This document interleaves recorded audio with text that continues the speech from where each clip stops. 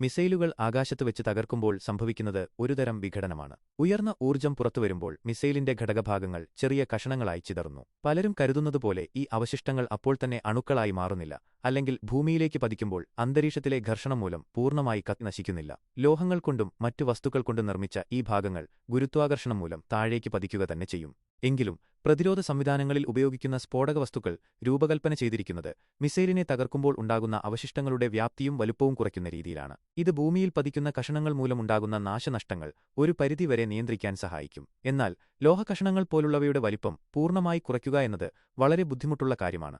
ഇങ്ങനെ ചിതറിത്തെറിക്കുന്ന അവശിഷ്ടങ്ങൾ മിനിറ്റുകൾക്കുള്ളിൽ തന്നെ ഭൂമിയിൽ പതിക്കും. ഇന്റർസെപ്റ്റ് ചെയ്യുന്ന മിസൈലിന്റെ ശക്തി അനുസരിച്ച് ഈ അവശിഷ്ടങ്ങൾ ഒരു വലിയ പ്രദേശം മുഴുവൻ വ്യാപിക്കാൻ സാധ്യതയുണ്ട്. അതുകൊണ്ടുതന്നെ ഒരു പ്രത്യേക സ്ഥലത്ത് വലിയ നാശനഷ്ടങ്ങൾ ഉണ്ടാകാനുള്ള സാധ്യത കുറവാണ്. എന്നിരുന്നാലും താരതമ്യേന വലിയ കഷണങ്ങൾ വീഴ്ചയുടെ ആഘാതത്തിൽ അപകടങ്ങൾ സൃഷ്ടിച്ചേക്കാം. മൊത്തത്തിൽ ഈ അവശിഷ്ടങ്ങൾ സാധാരണ ജനങ്ങളുടെ ജീവന് നേരിട്ടുള്ളതും വലിയതുമായ ഭീഷണിയാകുന്നില്ലെങ്കിലും ചെറിയ പരിക്കുകൾക്കോ നാശനഷ്ടങ്ങൾക്കോ സാധ്യതയുണ്ട്. അതിനാൽ തന്നെ ഇത്തരം സംഭവങ്ങളുണ്ടാകുമ്പോൾ സുരക്ഷാ നിർദ്ദേശങ്ങൾ പാലിക്കുന്നത് നല്ലതാണ്.